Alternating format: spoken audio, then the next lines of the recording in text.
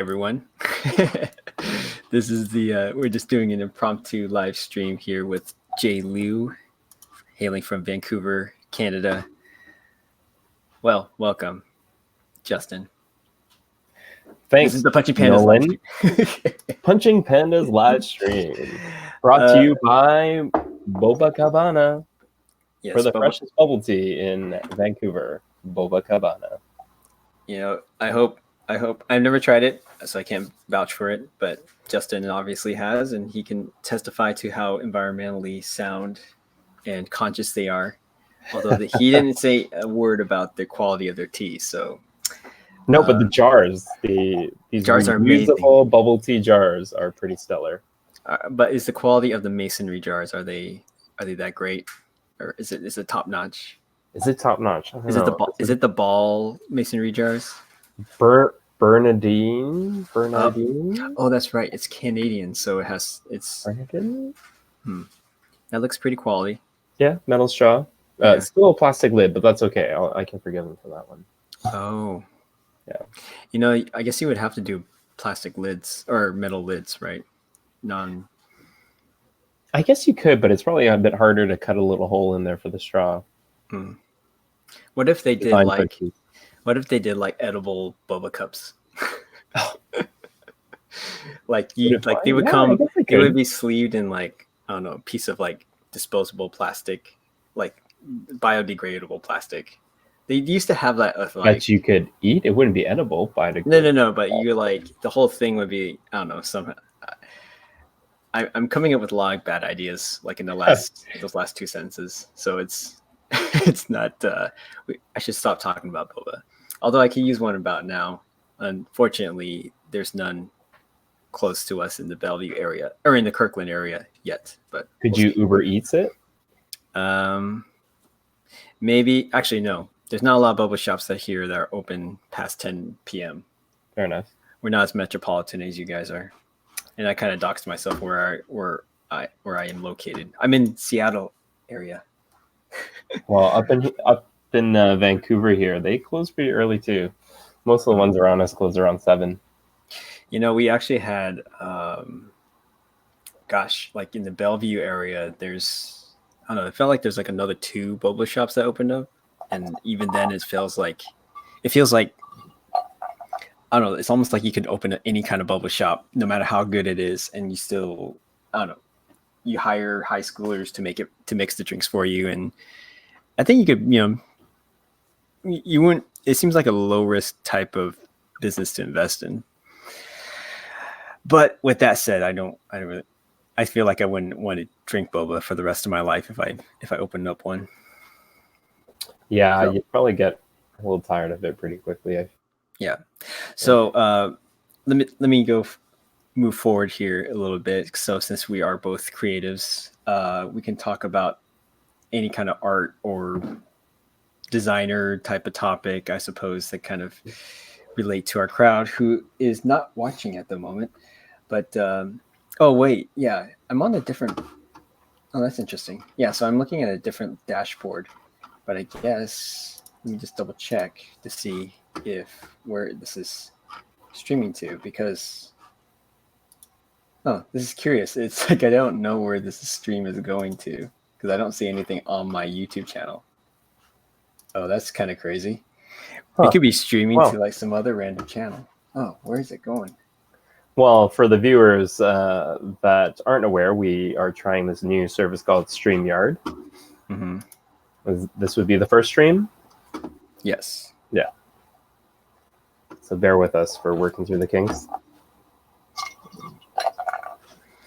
Oh, I see. Okay, I found the page. So if you click in the view on the YouTube, so I guess it is going to my YouTube channel.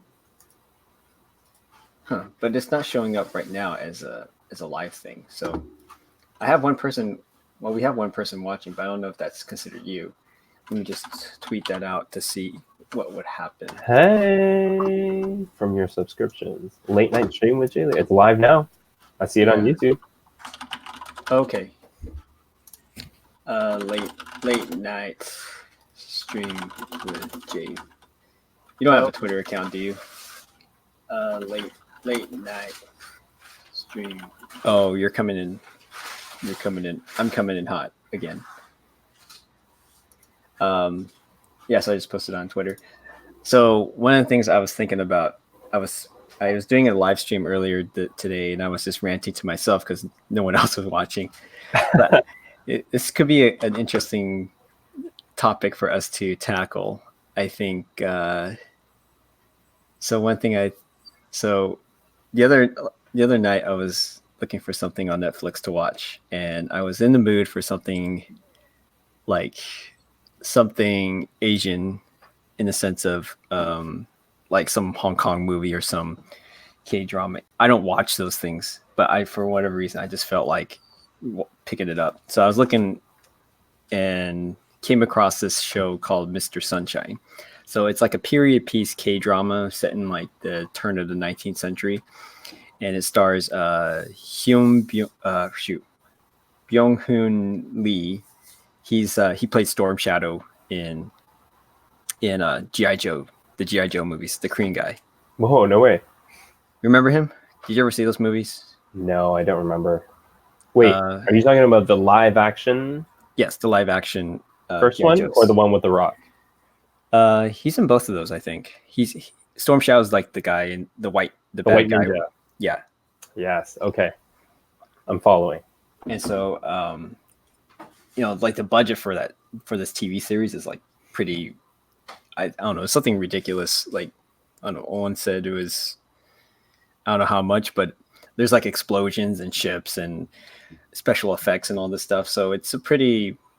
And it's also a period piece too. So all the garments are like authentic looking. Mm-hmm. So we watched a couple episodes and it was like, oh, it's starting to get interesting.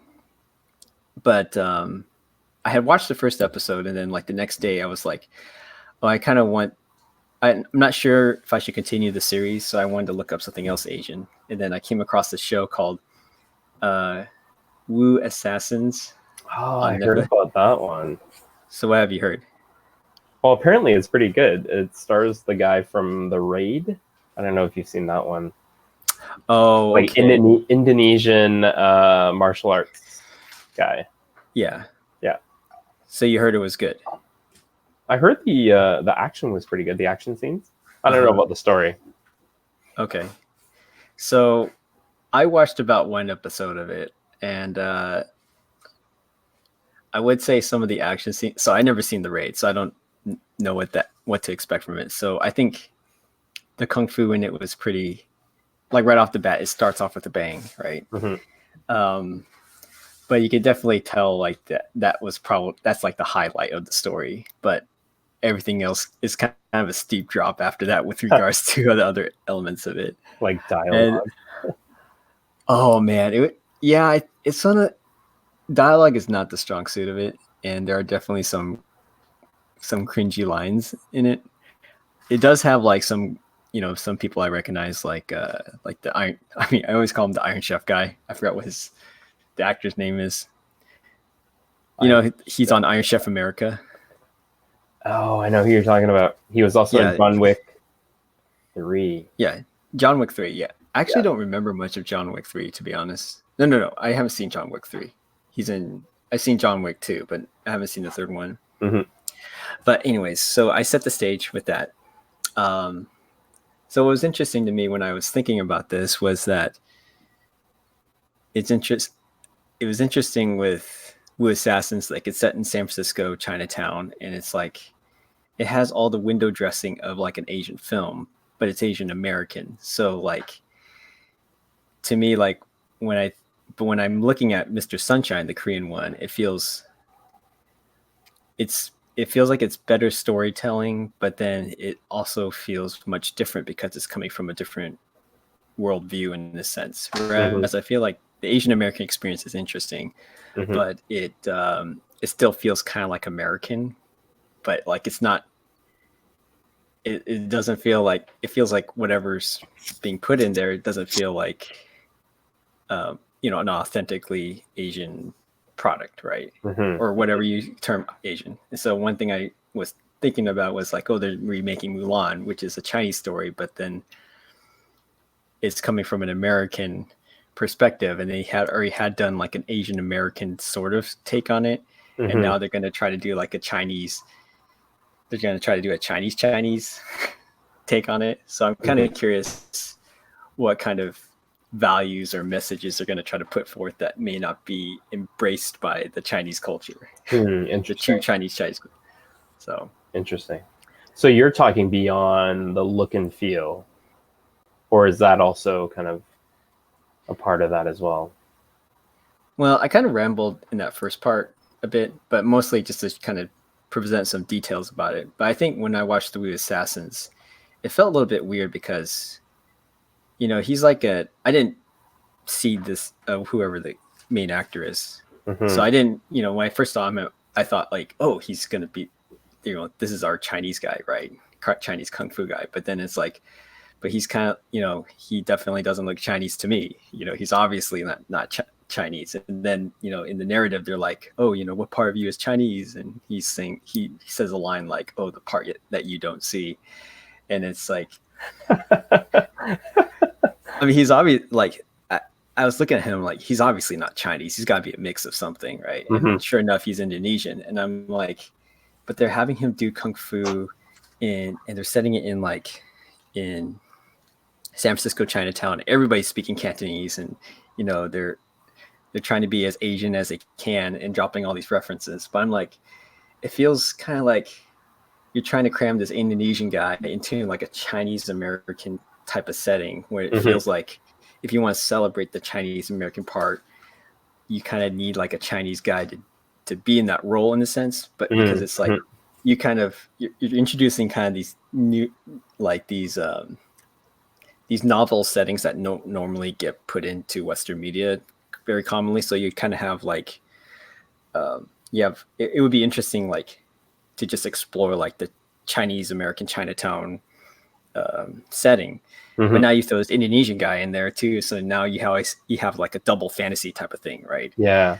So it feels like it's kind of like the movie Cowboys versus Aliens. Like you have you have a setting of cowboys, which is like very interesting. But now you throw aliens, and now you're kind of like, oh, I gotta also interpret this world as well, which I don't. Which is the reason why I think maybe that film didn't work quite as well for me.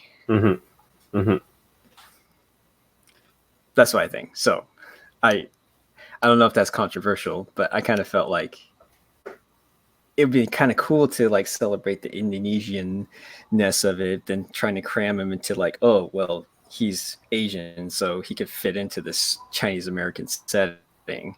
Yeah. Does that make sense? Yep, that makes sense.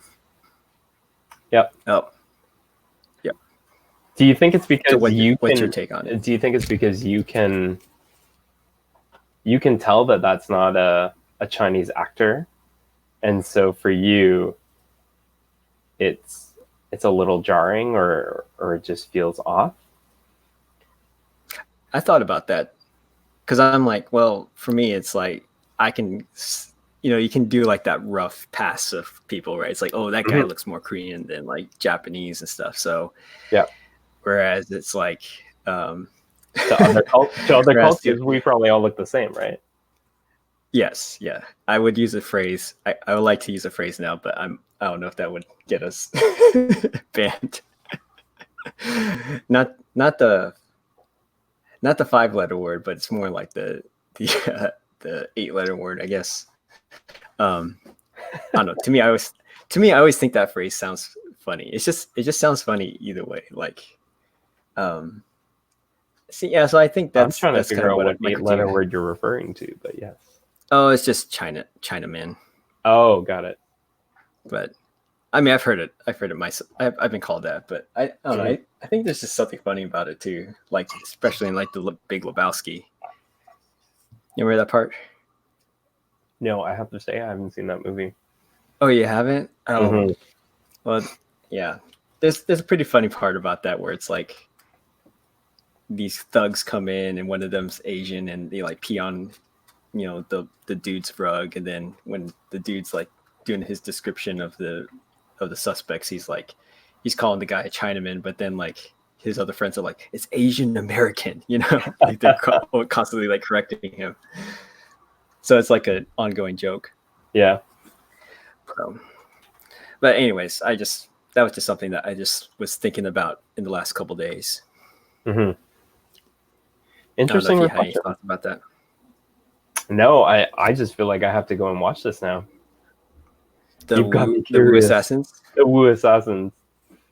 I would watch both because, well, I mean that's kind of a time commitment, but yeah. Mr. Yeah, Sunshine, I think right? It's Mr. Sunshine, Wu Assassins. Yeah, you have to check to see if they're available in your area, in your country. But yeah, it was. I'm kind of curious about the quality of these like Asian type of properties because it's. I feel like there's been some more properties like that, but it doesn't. I think the problem with just Netflix content overall, it just feels like everything's just kind of disposable. It's like, oh, we can, make a 13 episode season and just put it together. But you watch it and it might be interesting, but then I don't know if I would remember it all that much, like other than like Stranger Things or, I mean, The Boys is somewhat memorable. I mean, it was entertaining. Yeah. It's probably I don't know if you call it it's probably a numbers game or like an analytics thing for them or something. They've probably figured it out where, hey, if we make X number of shows and we just get it out, one of them's bound to be a hit. Yeah. They've probably worked it out to a number. Well, the thing is like when I've seen the past few shows, like, with Crazy Rich Asians, and then I saw Always Be My Maybe. And it's... Oh yeah, that's the one with Ali Wong, is it? Yeah. Yeah. And the guy. Yeah. Randall Park. Yes. Yeah. So I thought they were okay. I mean, I didn't think like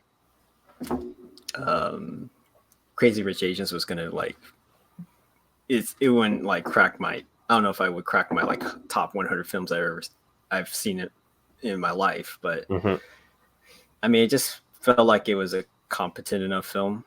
But I kind of feel like with some of these Asian films coming out, it's like nothing feels like it's superb. It's not, nothing feels like it's, Still the stuff that's made overseas. Yeah, like the stuff overseas feels a lot more like quality to me. Like, I don't know, like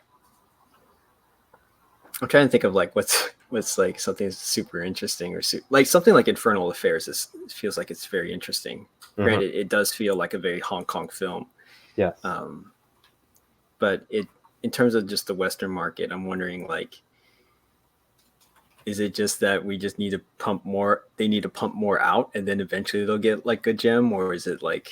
You mean that's probably like? Are you referring to adaptations now? Like, yeah, like if they were to bring that storyline kind of over.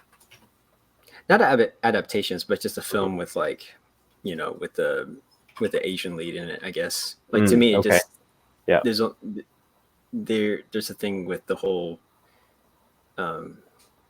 like the whole diversity movement about like, we need more representation on screen, but then it's like, well, are there even the talent? Is the talent even out there in the first place? And you can argue, well, you have to give them the opportunity, but I think talent can shine regardless of like if you're in a big blockbuster versus a lower budget film. And some of the things I've seen so far haven't really impressed me all that much, to be honest. Yeah. Do you think it's in part due to maybe the writing as well? When I say writing, I'm referring to just the roles that they're playing. They might have a leading role, but maybe the writing or the creative aspect for those roles just aren't as well, you know what I mean? Like well written or produced. So probably. The actor might have, the right skill set or whatnot, or might be really good, but it just doesn't transfer because the writing is just not strong enough to carry them. Possibly. Yeah. I mean, I do think that at some point though, like the actor can like rise above the material in a way. Like like The Rock, for example, can produce a lot of duds, but I mean, Mhm. critically they're duds, but they still make money. And I think Yeah. maybe part of that's his general charisma or his just general persona. But he knows, like he knows who he is, The Rock, Yeah. and I think he knows the type of roles that is suited for his personality and like his kind of the character, I guess, the on-screen role that he normally plays, Mm-hmm. right? And so maybe that's why they're the movies that he makes, like a lot of people still watch it because you're going to watch The Rock. It's kind of like a Steven Seagal film. He's always Yeah. some ex like Navy SEAL like who's got these amazing martial arts kind of moves, but no one ever Mm-hmm. knows he's this crazy ex Navy SEAL until it's too late or whatever. Yeah, except Steven Seagal films today. Yeah, right. Like I Although used they to would love still be Steven interesting. Seagal. Yeah, Yeah. it's like same character, different setting. Same Mm-hmm. character, like different day. Like it's just so The Rock, like he's got his too. Plays the same Mm-hmm. role. Yeah. Because I was thinking like, well, who are like considered like super um, like prominent Asian actors now? The only ones I could probably think of on the top of my head is probably well, John Cho's up there, BD Wong, Constance Wu. I guess if you count, technically you could count The Rock, I guess, but then it's like, Count The Rock is well, Samoan, he's right? Samoan, right? Samoan, yeah. Does that count I as guess Asian? it, I guess it just depends what your definition of like, true Asian is. Yeah. But I was also thinking too about like, Polynesian. yeah, I was Got a thinking, Jin in there. yeah, there's somewhere in the Pacific, so I guess if that's your definition, you can count it. Yeah. I'm Well, gonna I'm gonna have you share my screen seen? here to start doing some sketching here. Sure. While we chat, Yeah. that's So really interesting. What do you got going on right now?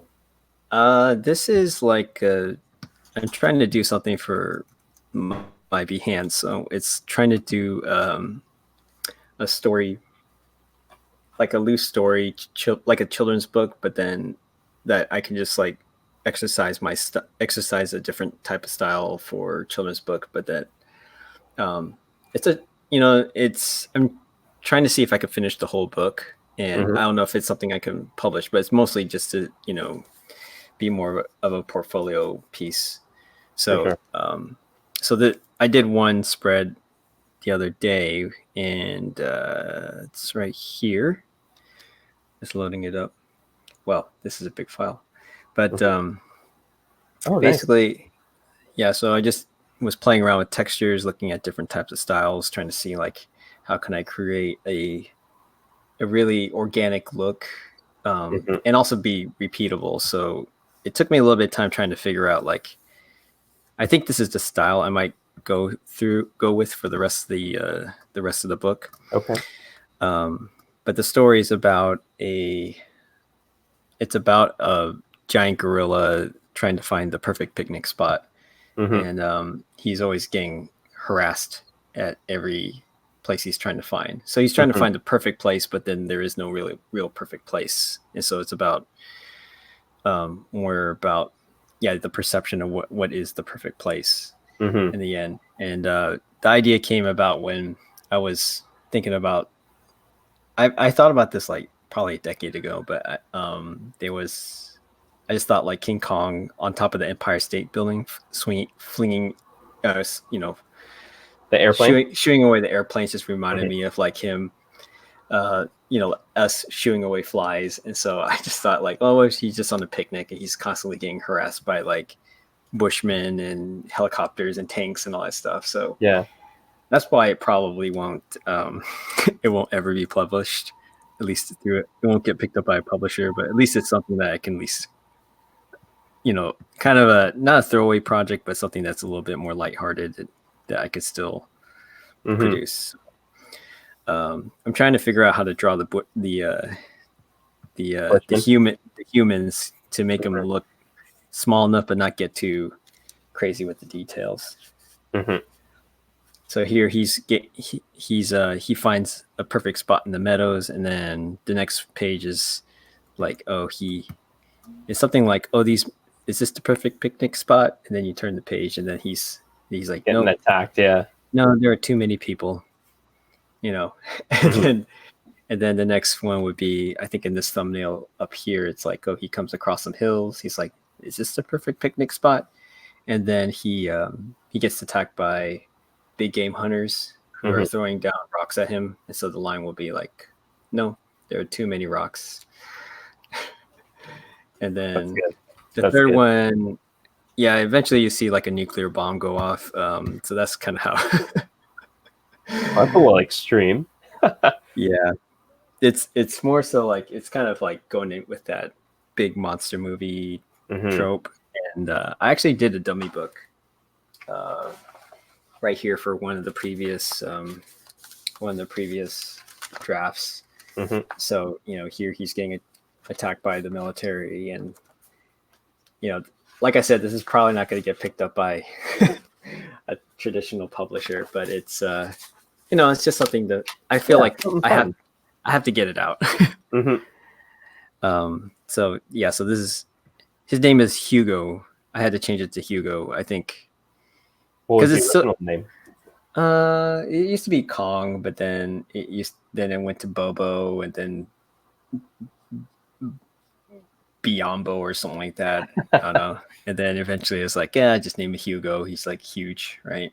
Kind of a dumb name, but it's supposed to be lighthearted, fun, and just a way just to practice the style. Practice the style. So so that's what I'm working on. So we kind of got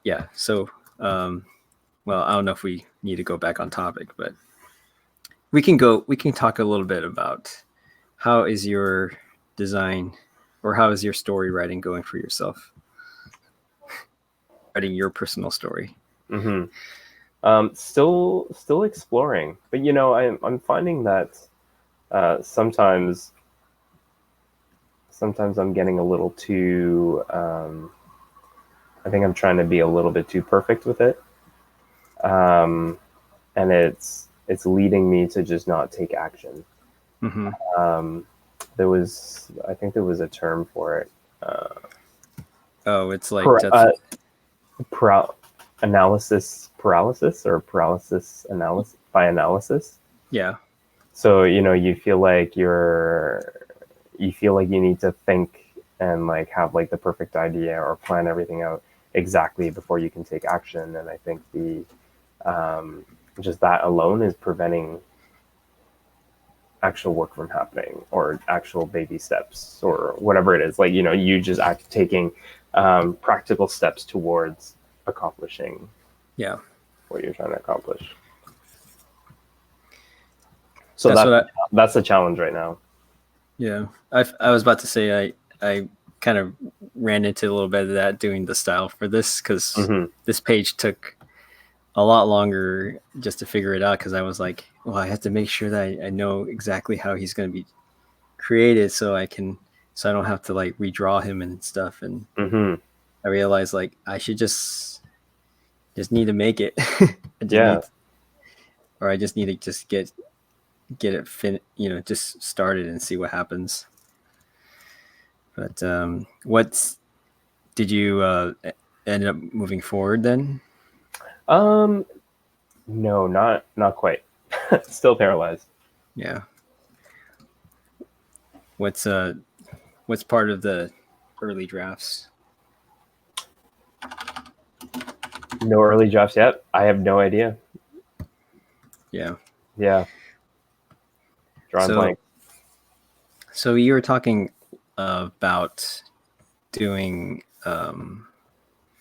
has there you're still trying to figure out like that audience, or at least the people that you want to help, right? Yeah, And that's last right. we spoke was about the just about general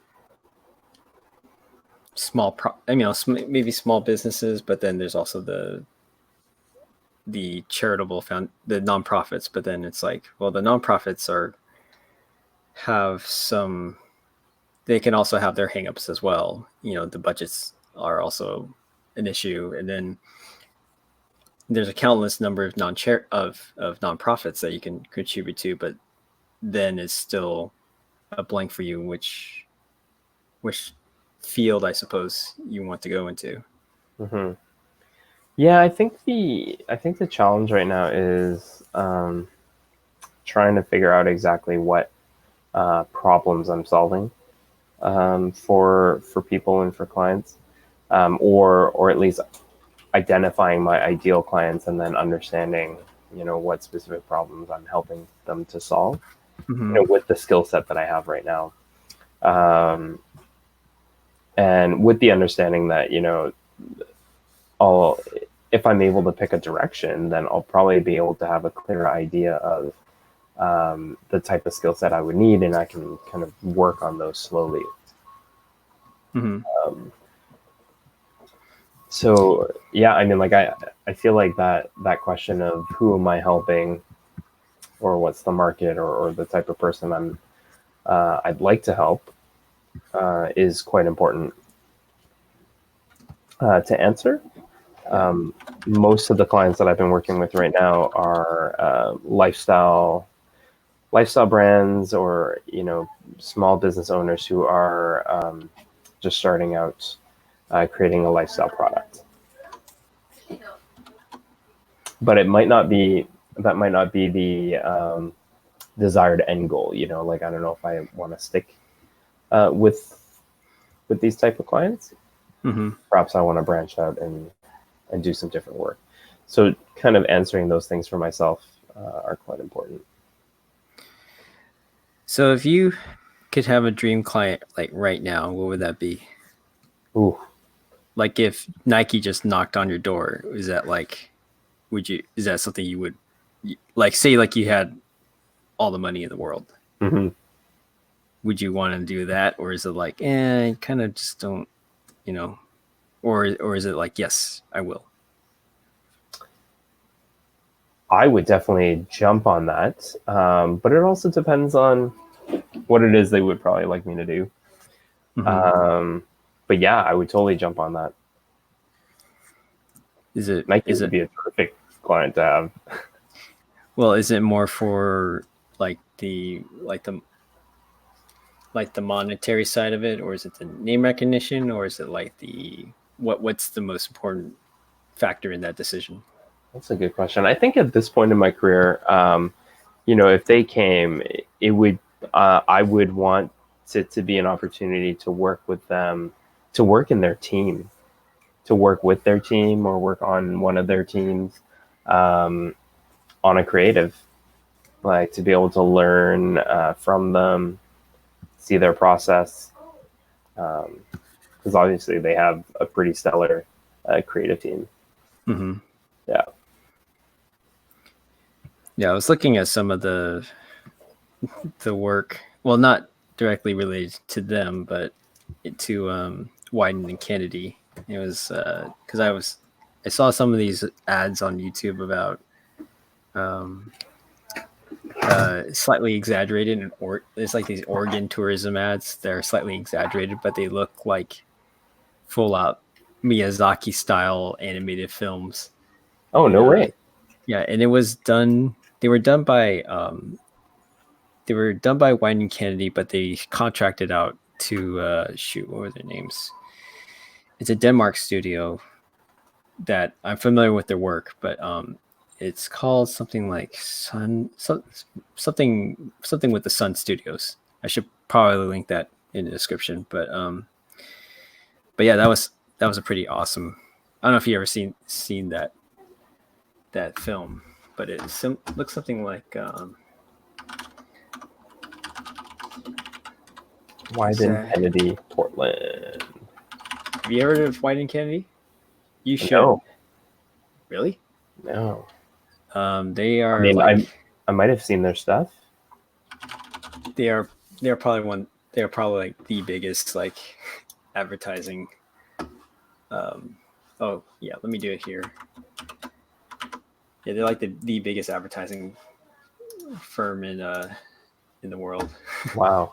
Like, you know, like they did the Nike Dream Crazy. well, you know, like the Old Spice ads. Mm-hmm. Yeah. Yeah, like they started that whole crazy thing. And and Nike's like their main client. Yeah. Oh, this is the only slightly exaggerated ads that they have. Mm-hmm. But it's like full out feature animated quality. Like this is pretty spectacular work. Yeah. Wow. Like and it does have like those flavors of Miyazaki in it. Yes. Yeah. Wow, this is amazing. I must say I like parts of Oregon. I don't know if all of it's like this. I haven't seen Northern Skies in Oregon. Mm-hmm. but then again, I haven't been to Crater Lake. So, but yeah, these ads are pretty this awesome. is amazing. I know it's done by. I wish I could figure that out. Yeah, so Oregon's pretty nice. Mm-hmm. Although the gorge is like half charred because of the fires the other, like, last summer or something, the summer before last, Mm-hmm. where we like lost half the Columbia Gorge. Oh my goodness. Yeah, it was like some kid, some kid was just like, it was like in August, I think. Mm-hmm.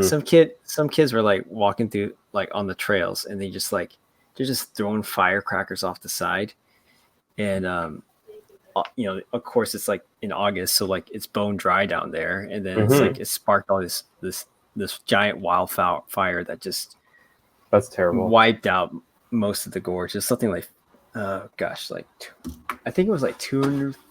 So what was the actual figure? I think it was like $250 million in damage. Oh. Yeah, and like the kid, he's like a teenager, so it's like they couldn't.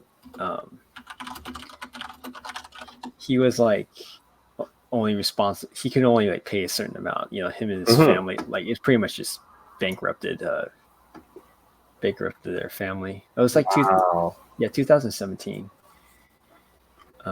So they really tried to set an example there. Yeah, it was pretty bad. It was kind of sad because I've actually hiked those trails too, and it's like sad to see like it was all that is gone. They managed to save like Multnomah Falls, which is like the iconic one where it's like a big giant waterfall. Yeah, on the we've bridge. been there too. Oh yeah, yeah, on one of our road trips down south. Oh yeah, so on May 21st last year, the 15-year-old was ordered by the judge to pay more than $36 million in restitution. $36 million right off the bat for the rest of your life. Oh my gosh. So this is, I just looked this up. This is the Eagle Creek. Yes. Fire? I've hiked on the Eagle Creek before. That whole trailhead is gone. Oh my goodness. The terms for the repayment were for a payment plan lasting for 10 years. Oh gosh. Can you imagine, like, that's like just an astronomical number that, like, that kid probably, can't even wrap his mind around that. Wow. But I read it was like people who were like in that gorge during that time, is like, it was like a scene from hell. It was like the whole hills were like ablaze. And it's just kind of surreal that happened. Yeah. I haven't been back there actually since that happened. So, I was kind of curious about it. They did reopen some of the trails, some of the falls that are along the waterfront, but it's like it's not going to be the same. It's like, so I just have to be okay. I just have to psych myself up for that next time I go visit Oregon. Yeah. So they should have had like fire monsters in that ad. Oh goodness. Travel Oregon. Travel, yes. The rest of the state's probably pretty nice. Yeah. So how we're doing? We're at how long has this stream been going on for? I don't know if you need to get I going. think we're at about the 40-minute mark. Yeah. Yeah, I'm good for about 10 more minutes. 10 more minutes. Okay. 10 more minutes. Just Yeah. watching you do your art here. But back to our earlier discussion about Asian Asians. actors. So I heard good things about Into the Badlands. Oh yeah. Is that one with, Daniel Wu. Mhm. Yeah. I think I caught a brief glimpse of it a while ago, but I never really followed up with it because it's like, well, it's just I just need to. There's just too many things to watch. But I mean, they got what, 3 seasons out of it, I think. I heard it was pretty good. Okay. And it is an Asian lead, as we discussed. Actually, what we should probably talk about is what is our baseline for what's considered good. Because we could differ. So subjective, right? That's so subjective. Well, I was thinking about why it. we need a baseline. Well, because prior to this, Olin was watching the VMAs. I think they're on right now, and they had a clip. I don't know who they're. I'm an old man when it comes to like rap, but they had this group on, and I was just like, and then she was watching it on her phone, and then on the other side, I was watching a video of a guy like in a subway station, like playing piano and playing it like, kind of the jazzy type of thing. And it's like, it sounded so melodic compared to the, the bump thumps and like the, like the VMA performance was sounded more like a Foley track than it did like music. And I was like, it's like, I understand, some music is like, everybody has their own subjective tone to music, but then can we at least agree that there's kind of like a gradient of quality, in certain times of, and I think for myself, I feel like there's got to be a level of like odd, like beauty, right? Yeah, beauty. And I mean, skill is one thing. Like, if you do something like enough times, you're gonna be very proficient at it. Like if I just hammer a nail like a million times, I'm gonna be the best nailer ever. But then it's like, it doesn't necessarily mean that it's the most complicated thing to do, or I don't know if that's the right way to put it. Because earlier in the day too, I was listening to like Beethoven's Ninth Symphony, right? Now you could say what you want in terms of like people having their own subjective responses to music, but I think like you can't deny like that symphony is amazing, right? And just the sheer logistics of it, it's impressive, right? Whereas like if I see someone spitting hot lyrics, maybe I could see the essence. There's some beauty in it, maybe, but I think I just don't buy the idea like, oh, everything's on par with each other, So that kind of ties into what we're talking about our baseline for what's good is. Yeah, if I'm understanding correctly, there is. I don't know if it would be, if those two things specifically, I know you're just using them as examples, would be, it would be right to compare the two. You'd almost need to determine what within the category of, say, like rap or hip hop or whatever, what you consider to be like the upper echelon, and then use that as the high point, or as your baseline. Sorry. Yeah. Well, maybe at least in this kind of postmodern mindset is more about like, well, at least comparing apples to apples in a sense. Like Yeah.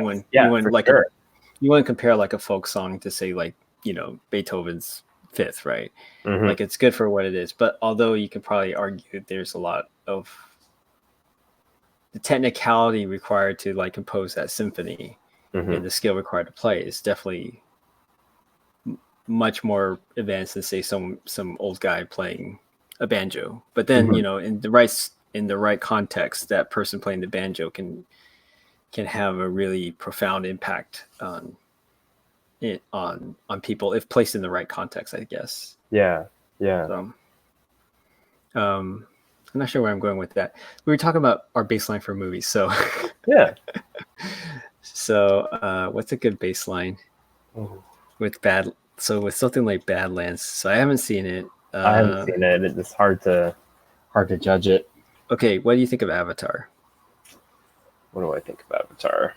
Yeah, I mean, at the time, visually, it was pretty. With the whole, movie being, I guess it was filmed in 3D or something like that. Just the 3D aspect of it and the visuals were really impressive. Mm-hmm. Storyline, it's okay,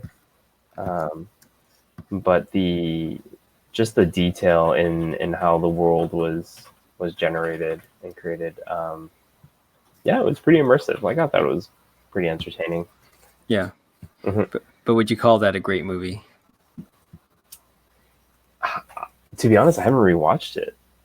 I think I'd seen it maybe twice, but Nope. the rewatchability for me, it's not that high. What's a movie that's rewatchable for you? Gladiator was a very rewatchable movie. Interesting. Russell Crowe. Yeah, interesting. I feel like Gladiator is one of those movies that like you either really love it or you're just like meh. Yeah. I'm in more of the meh camp. Mm-hmm. Because like when it won like the best picture, I'm just like, I don't know. I feel like I have to give that film another viewing because it's like, well, it wasn't like I felt like watching it. It wasn't like I felt amped up, like even with the scene where he's like, "Are you not entertained?" It just Mm-hmm. I didn't. How are you not entertained?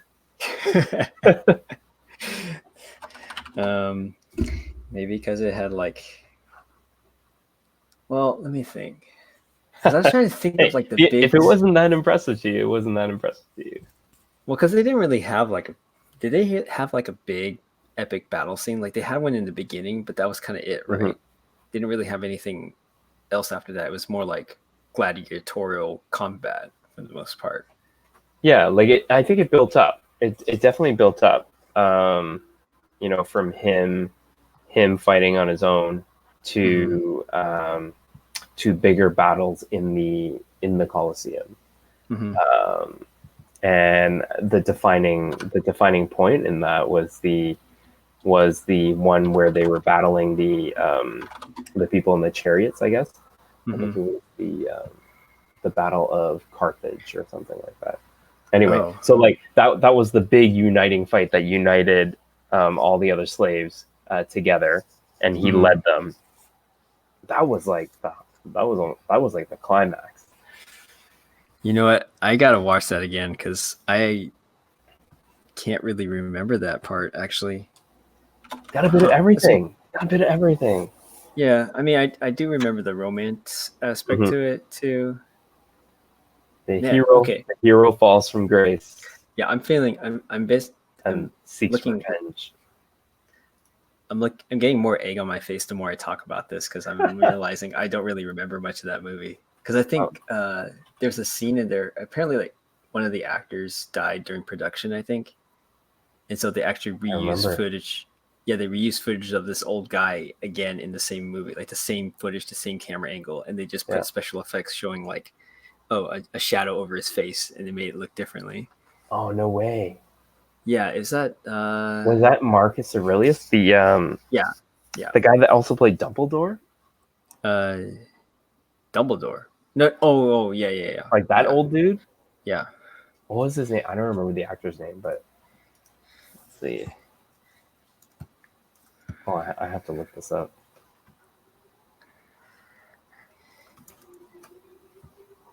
Okay. Gladiator. Maybe that might be my next. Richard Harris. Richard Uh, Harris, who also played Dumbledore. Yeah. yeah, I gotta go visit that again. Mm-hmm. Well, see, for you, what would be a rewatchable movie, like one that you would just turn to? Um, I feel like watching like Mad Max Fury Road is like a movie. Uh, I feel like when I watch it, mm-hmm, I feel pumped up every time I watch it. mm-hmm. So I guess we're talking about like really high testosterone movies. No, Mad Max was very. I would agree with you. Very high rewatchability. Like the visuals in that was stunning. Yeah, I think like it's one of the movies that these days it has some political elements in it, but it's not over in your face. It's not clumsy in your face, Mm-hmm, pushing a social agenda. Like it's mm-hmm, a little bit. It's definitely there, but it's also very nuanced in the way. It's very a lot more subtle in the way they do it versus like mm-hmm. with the X-Men. I guess the X-Men movie got a lot of flack because they had like Jennifer Lawrence being like, "Why is it called X-Men? It should be called X-Women." It's just like, oh, that just so. It's so like Mm-hmm. it's just kind of cringy. Like even if you agree with that, it's like it's still cringy. Yeah, That's just it's like trying a little too hard. yeah, and I feel like there's a lot of that happening with storytelling. It's just like it's a lot of trying way too hard. Kind of like how like there's like watching like a Kirk Cameron movie. Mm-hmm, It's just like it just trying just it's like I I get what you're trying to convey, but it's like it's kind of like it's like these days it feels like it's all the things in Hollywood are doing the things that Christian media was accused of doing like 20 years ago. yeah. Just like Jesus films and stuff like that. I'm like, Mm-hmm, it's like just tell a good story, and you know mm-hmm, you'll do your job. mm-hmm. Which is kind of like I guess with like yeah. Well, I can't really talk about that since you still haven't seen Wu Assassins because I mean, it was more like oh, this is how Asian we are. It's like just show the stuff rather than just talk about it. Mm-hmm. Um, I don't know. Yeah, I don't mean to be super sour about Wu Assassins. You should watch the first episode and then just tell me what you think because Okay. there's a part that happens in the first episode where I just lost all interest in the show. Oh man. As soon as it happened, I was like, oh no, like you kidding me? Mm-hmm. Oh, I mean, can it be as bad as Mortal Engines? Did you watch that one? Oh, I didn't see that one. Yeah, don't bother. Did you actually pay money to see that? No, it's on Crave TV, Uh-huh. one of those video subscription services here, and Okay. yeah, no, it's Peter Jackson film. Thought I'd give it a try. The premise was it's a bit of a stretch. The writing's Yeah. really bad. The writing is just Well, really bad. but it's like I think you have to ask like, you hear that Hollywood's nothing but sequels and yeah, it's rehashing the same old thing. But that was kind of an original story, wasn't it? I have no idea. I don't know much about the background, but at one point I was like, "Whoa, are they mashing up Matrix with this movie?" Like, I don't get Yeah, it. but you're seeing something. It's something brand new, right?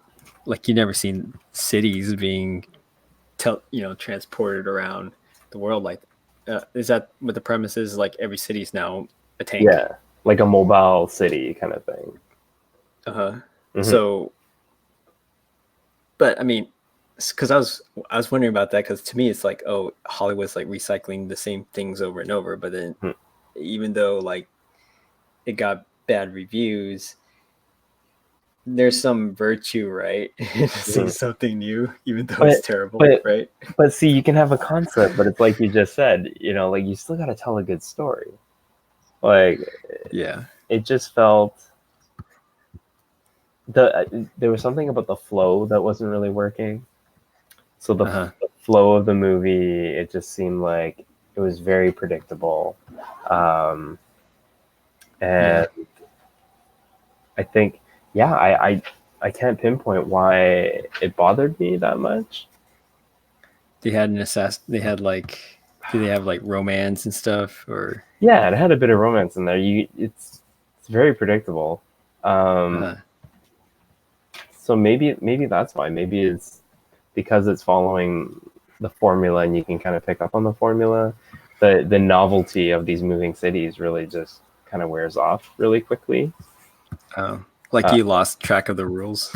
yeah, like some of the, I guess so. Yeah, like the some of the visuals are really impressive. Like they're really nice, but that's Mm. really all it's got going for it. Like the dialogue is not very well put together, and this just the story arc is very very predictable. And so Yeah. I don't know, I lost interest really quickly. And I I think like, usually like I can finish even bad movies. I feel like I can finish. I feel like I want to get to the end, but this one I was just like, nope, end the bed. do you feel like yourself as a creative, you can, because you're being a creative, and it's like, in a sense, like we have to tell stories, right? Hmm. And so do you feel like you have like an inkling of what would help to fix like bad dialogue, for example? Gosh. Because I thought about that. Like I've been trying to write a story, but it's like, Hmm. literature wasn't my strong suit. And it's like I can't really write in prose other than like terrible haikus for the Huh. most part. And Hmm. I just thinking like how, like, to me, like it's like dialogue feels like one of those things, like it when you sense see it, right? Or I mean, Hmm. it when you hear it, right? So like I Hmm. think of like a Tarantino film as like something that has like exceptional dialogue. Hmm. Hmm. But yeah, actually, if you get to The Boys, there's actually pretty good. There's a couple good scenes where it's like I can imagine the actors looking at it and be like, "You want me to say this?" And then when they deliver it, it's like it's amazing. Yeah. Oh, I gotta get on that. I've heard some Yeah, pretty good things about it. yeah. It's like in the that has to do with like the Spice Girls. So you'll see what I mean about that. Okay. Okay.